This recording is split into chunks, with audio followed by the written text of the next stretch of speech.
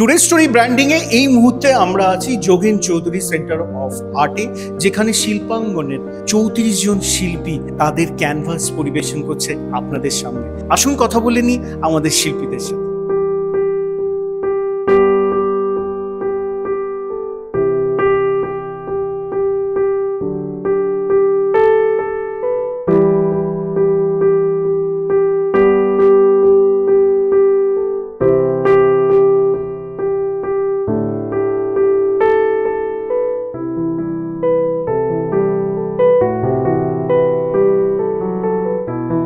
শিল্পাঙ্গনের মধ্যে বেশিরভাগই মহিলা শিল্পী।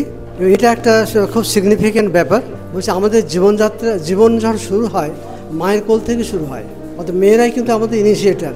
সেখান দিয়ে শুরু আমাদের জীবনের জার্নি, এবং ছবি আঁকার জার্নিও কিন্তু সেই মায়ের থেকেই। কারণ ছোটরা যখন হাতে একটা কিছু পেলেই পেন্সিল চক সরাসরি দেয়ালে গিয়ে আঁকতে শুরু করে, এবং তার আঁকাটাকে সবাই মনে করে দেয়াল নোংরা করছে। বাড়ির সমস্ত কেজো লোকেরা কেউ কিন্তু এটাকে অ্যাপ্রিসিয়েট করে না, কিন্তু তাকে উৎসাহ দেয় তার মা, এবং এখান থেকে শুরু হয়। তো আজকে এই যে এতজন মহিলা শিল্পী একসঙ্গে জড়ো হয়েছে, এর মাধ্যমে সমাজে একটা বৃহত্তর বার্তা যাচ্ছে যে তারা কিন্তু এটার শুধু শুরু নয়, তাদের মাধ্যমে নানান রকম ভাবনা চিন্তার একটা প্রতিফলন, সৃষ্টিশীল সত্তার বিকাশ, সেটাও কিন্তু মানুষকে ইন্সপিরেশন দেবে।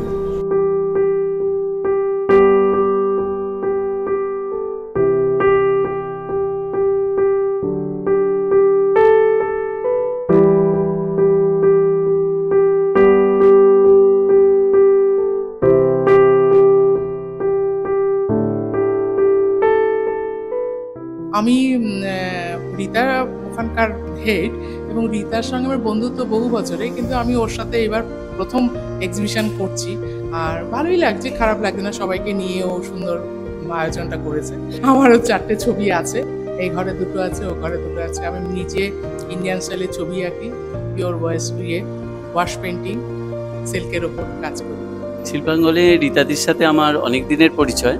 তা যখন রীতাদি বলল যে আমি এরকম একটা এক্সিবিশন স্টার্ট করব, বা আমরা অবশ্যই যখনই কল পেয়েছি সাথে সাথে রীতাদিকে বলেছি আমি এগ্রি আছি। এবং রীতাদি বলল যে দেখো ছবি তো 2টো করে দিতে হবে।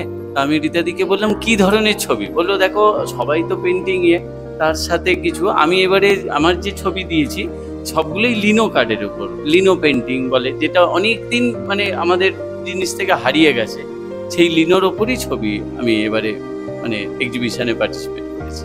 আঁকা একটা সাংঘাতিক জায়গা, যেখানে মনের আনন্দে, মনে যত কষ্ট থাকুক, যত চিন্তা থাকুক ডেইলি লাইফের মধ্যে, আঁকায় যখন আমরা ব্রাশটা ধরি তখন একটা অন্য দুনিয়ায় ঢুকে যায়।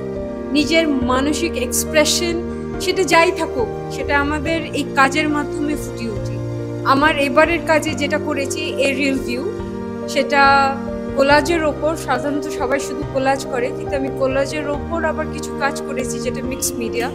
আজ অবধি সেটা কেউ করেনি। এই কোলাজ যেটা করেছি it's an abstract form and it's a mix media. এই ধরনের কাজ এটা হঠাৎ করে আমার মাথায় আসে, কারণ আমার এক্সপেরিমেন্টাল কাজ দারুণ লাগে করতে। আর প্রত্যেকবারই এক্সিবিশনে যখন আমি কাজ দিই সবসময় একটা এক্সপেরিমেন্টাল আমার নিজস্বতা একটা কিছু থাকে, সেটা ফোটাতে আমার খুবই ভালো লাগে। অ্যাকচুয়ালি শিল্পাঙ্গনের যে কর্ণধার রীতা আমার ছোটবেলার স্কুলেই পড়তো, আমার জুনিয়র ছিল, 2-3 বছরের জুনিয়র। তো ও আমাকে যখন বলল তখন আর কি মানে তখন রথ জাস্ট শুরু হয়েছে, তো মনে হলো যে রথের উপরেই যদি কিছু একটা করা যায়, তো সেই হিসাবে মনে হলো জগন্নাথজি আমাদের প্রভুজি যদি রথে চড়ে কিছু যান সেই। আর আরেকটা জিনিস হচ্ছে যে সবসময় মনে হয় না যে আমি একটা জিনিসের ওপরেই কনসেন্ট্রেট করে কোনো জিনিস আঁকবো, কিন্তু যখন আঁকা যায় তখন দেখো তখন কিন্তু তুলি দিয়ে কিন্তু অন্য রকমের অনেক জিনিস বেরোয় তখন। তো সেটাই আঁকার চেষ্টা করেছি। একটু মধুবনীও আছে আমার এটার মধ্যে, মিক্সড মিডিয়া পুরো জিনিসটার মধ্যে রয়েছে সবকিছু। Thank you very much. এই শিল্পাঙ্গনের বেশিরভাগ শিল্পী হচ্ছে মহিলা শিল্পী। আমার এক্সিবিশনটা দেখে মনে হচ্ছে যে এই যে শিল্পের জন্ম, এই জন্ম শব্দটার সাথে আমি বলছি মহিলারাই সন্ততির জন্ম দিতে পারেন, সেটাও একটা জীবন্ত শিল্প। সেখান থেকে এইসব যে মহিলা শিল্পীরা, মহিলাদেরকে আমি এক কথায় বলবো শিল্পী, তারা সৃষ্টি করেন জীবন্ত শিল্পীর জন্মদাতা, এবং তারা নিজেরাও সমস্ত যে শিল্প করেন সেই মানুষ কন্যা বা পুত্র তারাই জন্ম দেন। সুতরাং তারা যেখানে ওই একটা জীবন্ত শিল্পকে জন্ম দিচ্ছেন, তারা এই ছবি কেন আঁকতে পারবে না, কেন স্কাল্পচার করতে পারবে না? শিল্পাঙ্গনে যিনি এই এক্সিবিশনটাকে এগিয়ে নিয়ে যাচ্ছেন এবং সবাইকে সাথে নিয়ে সেই ঋতা পলের সঙ্গে কথা বলবো এবং তার সুযোগ্য পুত্র স্বপ্ননীল পলের সঙ্গে কথা বলবো এবং জানবার চেষ্টা করব এই এক্সিবিশনের উদ্দেশ্য এবং আগামী দিনে আর কি কি এক্সিবিশন আসতে চলেছে যেগুলো আমরা আপনাদের সামনে তুলে ধরব। নমস্কার, আমি ঋতা পাল।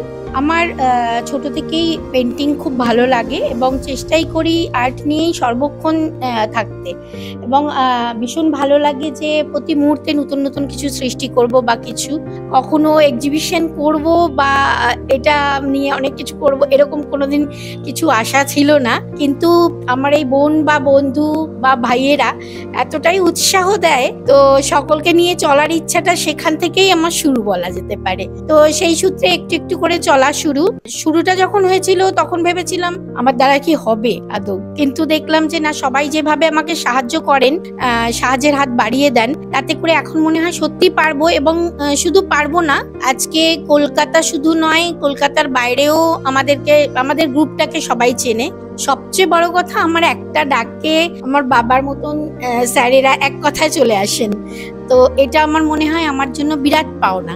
একদম, এবং একদম যেতে যেতে শিল্পাঙ্গনের যে সুন্দর প্রয়াস, সেই প্রয়াসে ঋতা পলের সুযোগ্য পুত্র রয়েছে, তার সঙ্গেও কথা বলে নেব এবং তার যে এই সুন্দর প্রয়াসের মধ্যে যে অংশগ্রহণ সেটা নিয়ে তুমি কি বলবো?